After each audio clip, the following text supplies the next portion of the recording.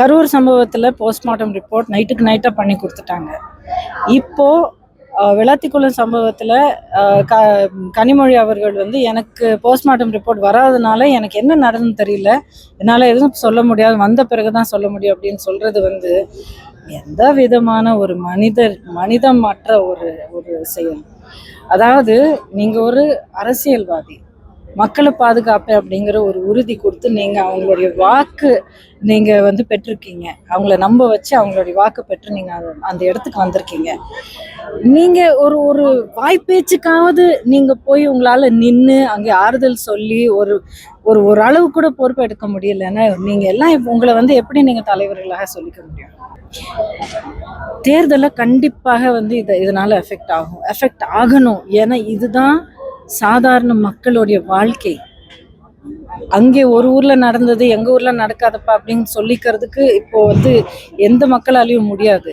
எல்லா இடத்துலையும் நடந்துட்டு இருக்கு. இந்த மாதிரி கொடூரமான குற்றங்கள் இந்த எல்லா ஊர்லயும் நடந்துட்டு இருக்கு, ஒவ்வொரு குக்கிராமத்திலயும் நடந்துட்டு இருக்கு. அப்புறம் தம் வீட்டில் இருக்கிற இளைஞர்களை இந்த போதை பழக்கத்துக்கு இழந்த குடும்பங்கள் எண்ணிக்கை ஏராளம்.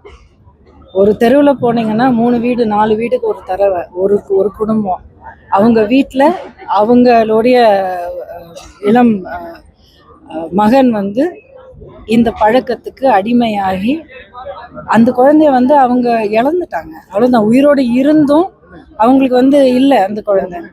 இந்த மாதிரி எத்தனை குடும்பங்கள் சதறி போயிருக்கு.